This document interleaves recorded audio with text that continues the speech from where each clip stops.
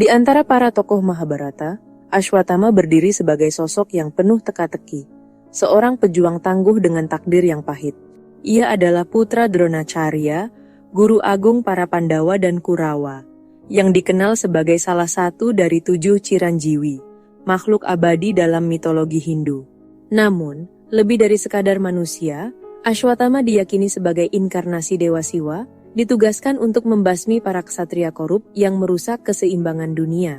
Sebuah permata bercahaya di dahinya menjadi lambang kekuatan dan perlindungan yang menjadikannya hampir tak terkalahkan.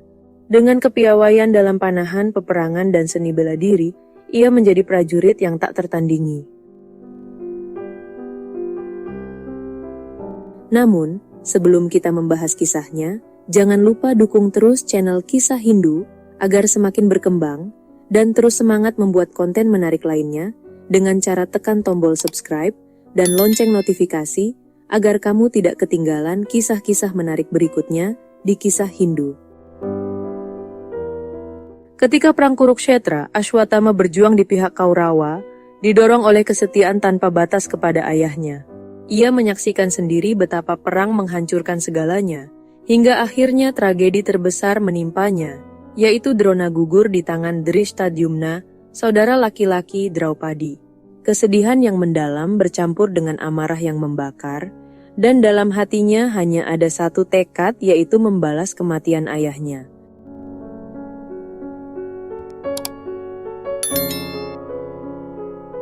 Di bawah naungan malam yang pekat, Ashwatthama menyelinap ke perkemahan Pandawa, niatnya bulat untuk menghabisi mereka. Namun, dalam kegelapan dan kemarahan yang membutakannya, ia melakukan kesalahan fatal. 5 putra Draupadi yang tengah terlelap menjadi korban pembantaiannya. Saat fajar menyingsing, kesadarannya kembali dan rasa bersalah menghantamnya dengan kejam. Kesalahannya tak bisa dihapus, dan ia pun menghadapi murka Draupadi serta penghakiman dari Dewa Krishna.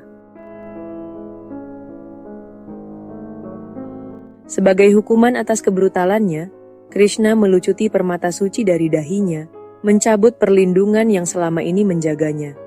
Tak hanya itu, kutukan yang mengerikan dijatuhkan kepadanya. Ashwatthama akan menderita penyakit yang tak tersembuhkan, dan terpaksa mengembara di bumi, menanggung beban dosa dan kesalahannya selama-lamanya.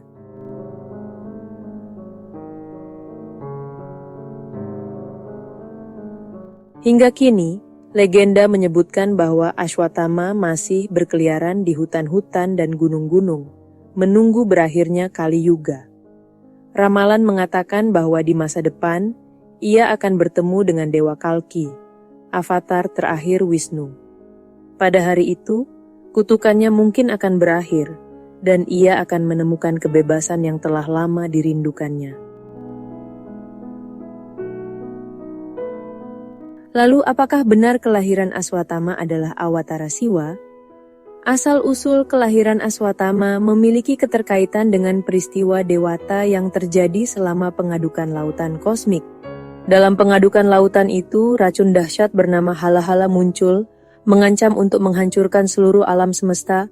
Dewa Siwa, dalam tindakan pengorbanan yang luar biasa, meneguk racun tersebut yang membakar tenggorokannya. Dari rasa sakit yang luar biasa itu, terwujudlah sosok Visha Purusha. Sebagai tanda penghormatan, Dewa Siwa memberkatinya dengan janji bahwa di masa mendatang, di 2 para yuga, ia akan lahir kembali dengan kekuatan dewata untuk membasmi para ksatria yang menindas. Janji ini menjadi takdir bagi Ashwatthama.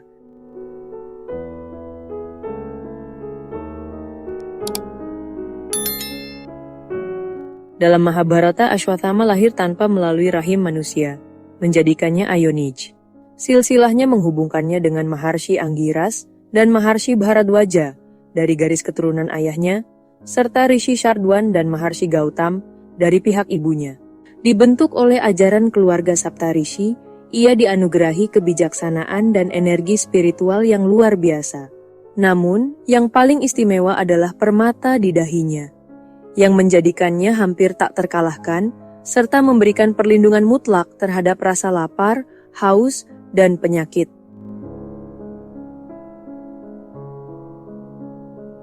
Masa kecil Ashwatthama tidak mudah. Keluarganya mengalami kesulitan finansial. Dan Dronakarya, ayahnya, meminta bantuan Drupada, seorang sahabat lama. Namun Drupada menolak dengan kasar, menyebabkan Drona bersumpah untuk membalas penghinaan itu. Takdir akhirnya membawa Ashwatthama ke Hastinapura, di mana ia berlatih bersama Pandawa dan Kurawa di bawah bimbingan ayahnya.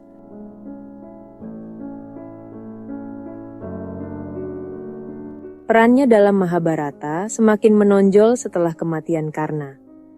Didominasi oleh rasa cemburu dan dendam atas kematian Dronakarya, Ashwatthama bersumpah untuk memusnahkan Pandawa. Dalam kemarahannya, ia melancarkan serangan malam yang tragis, meniru tindakan Dewa Parashurama yang pernah membasmi para ksatria yang lalim.